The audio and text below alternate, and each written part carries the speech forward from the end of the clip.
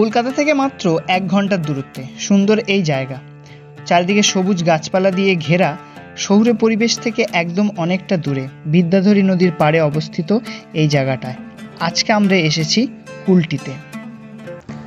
Hello guys, ভাবুগুড়ি চ্যানেলে তোমাদের সকলকে আবার একবার স্বাগত জানাচ্ছি। আর আজকে একটা নতুন ভিডিও নিয়ে চলে এসেছি। আজকে আমরা যাব কুলটি, আর এখন আমরা রয়েছি ঝুঝুরগাছাতে। আর আমার সাথে রয়েছে আমারই এক স্টুডেন্ট ফারদিন। তো ফারদিন আর আমি এখন ঝুঝুরগাছাতে ওয়েট করছি। তার এখন আরও দুটো স্টুডেন্ট আসবে, তাদেরকে ভিডিওতে আপাতত রাখবো না, তখন তার বাবাও আমার ভিডিও দেখলে সমস্যা হয়। বিস্তীর্ণ জলরাশির মাঝখান দিয়ে আঁকাবাঁকা বাঁধাই করা রাস্তা, যার মাঝখান দিয়ে আমরা এগিয়ে চলেছিলাম কুলটির দিকে। আর এই জলকারের মাঝখান দিয়ে রাস্তাটা ছিল অপরূপ সুন্দর। তো যেতে যেতে আমরা এখন রয়েছি কুলগাছি ব্রিজের ওপরে। আর আমার সাথে দেখো শাহিদুরও জয়েন করেছে, ফারদিন তো আগেই ছিল।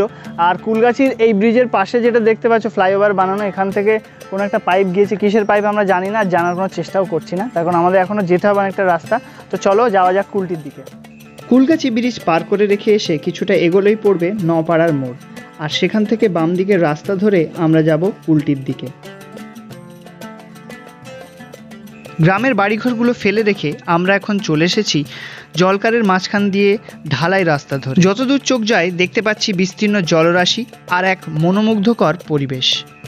রাস্তার ধারে হয়ে থাকা বাবলা গাছ, শিরীষ গাছ এবং খেজুর গাছগুলো এমনভাবে রাস্তাকে ঢেকে রেখেছে যেন মনে হচ্ছিল আমরা চলে এসেছি কোনো গভীর জঙ্গলের মধ্যে। তো নপাড়ার ভেতর থেকে আসলাম কিছুটা, আর ব্যাকগ্রাউন্ডে দেখো পুরো নদী, আর সাইডে এই সাইডে বাঁধিয়ে দিয়েছে। আমাদের প্রপার হাড়োয়াতেও এতটা ভালো কাজ হয়নি যতটা ভিতরে কাজ হয়েছে।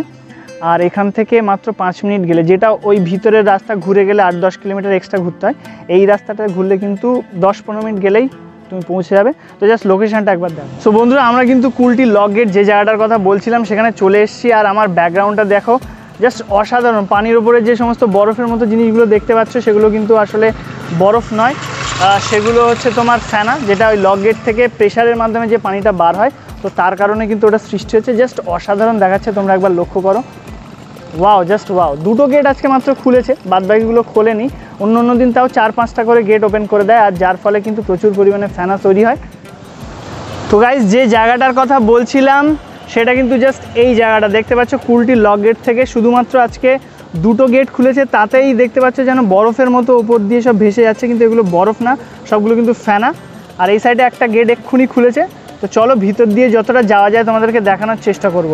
আর এই পানিটাই কিন্তু সোজা চলে গেছে, তার উল্টো সাইডে 2টো ভাগ হয়েছে, তোমরা দেখতে পাচ্ছ। একটা আমাদের হাড়োয়া বিদ্যাধরী নদীতে মিশেছে, আর উল্টো সাইডেরটা সোজা চলে গেছে বসিরহাট ইছামতি নদীর দিকে।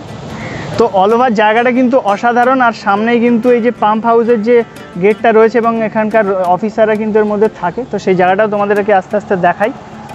তো এটা কিন্তু কুলটি পাম্প হাউস যেটা রয়েছে সেটার মেন গেট। আর এখানটা কিন্তু বিনা অনুমতিতে প্রবেশ নিষেধ, কিন্তু এর কোনো অনুমতি লাগে না, এমনি ঢুকে যায়। অনুমতি নিয়েই এর ভেতরে যতটুকু অংশ তোমাদের দেখানো যায় সেটা দেখানোর চেষ্টা করলাম। তো কুলটি লক গেটের সাইডে যে ব্যারিকেডগুলো খোলা ছিল, আর এই ফার্স্ট টাইম, আমি অনেকবার এসেছি কিন্তু এই প্রথমবার এত কাছে চলে এসেছি। আর এখানে ফটোশ্যুটও চলছে, তোমরা দেখতে পাচ্ছ। জাস্ট এই গেট থেকে যে জলটা বেরোয় একদম ক্লোজ অ্যাঙ্গেল থেকে তোমাদের একটু দেখানোর চেষ্টা করছি। তো জাস্ট দেখো কতটা সাইডে আমি চলে এসেছি, আর এরকম রেলিং কিন্তু রয়েছে। আর এই সাইড থেকে কিন্তু এই যে গেটগুলো দেখতে পাচ্ছ, এত ক্লোজলি ইউটিউবে কোনো ইউটিউবের ভিডিও আমি দেখিনি এর আগে। তো চেষ্টা করছি জাস্ট তোমাদের একটু দেখানোর, খুবই ভয় লাগছে আসলে, একটু জুম করার চেষ্টা করি। দেখতে পাচ্ছ অনেকগুলো গেট কিন্তু বন্ধ, কেবল গুটি কয়েক গেট খোলা রয়েছে, 2-3টে মতো।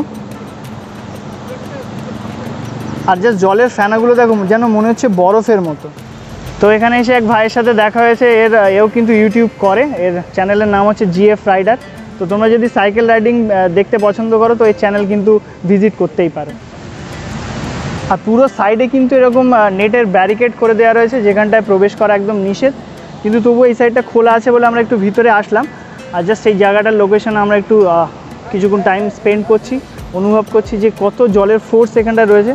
আর তোমরা দেখো যেন মনে হচ্ছে একটা পুরো উপরের লেয়ারটা একটা বরফের। এই রাস্তাটা দিয়েই কিন্তু তোমরা বাসন্তী হাইওয়ে ধরে ঘুষিঘাটা, মিনাখা, মালঞ্চ ওই দিকটাতে চাইলেই চলে যেতে পারবে। আর এই রাস্তাটা কিন্তু একদম কুলটি লক গেটের সামনে দিয়েই চলে গিয়েছে। একদম পিচের পরিষ্কার পরিচ্ছন্ন ভিড়ভাট্টাহীন এই রাস্তাটা দিয়েই কিন্তু তোমরা সোজা চলে যেতে পারবে ওই দিকগুলোতে। আর তোমরা যদি চাও কলকাতার দিকে অর্থাৎ সোনপুর, সাপুজি, কেষ্টপুরের দিকে যেতে, তাহলে কিন্তু এই রাস্তা ধরে খুব সহজেই তোমরা অল্প সময়ের মধ্যে চলে যেতে পারবে। এখানে একটু ঘোরার পরে আমাদের একটু গলা শুকিয়ে গেছে, আর আমরা এই মুহূর্তে যাচ্ছি চা খেতে।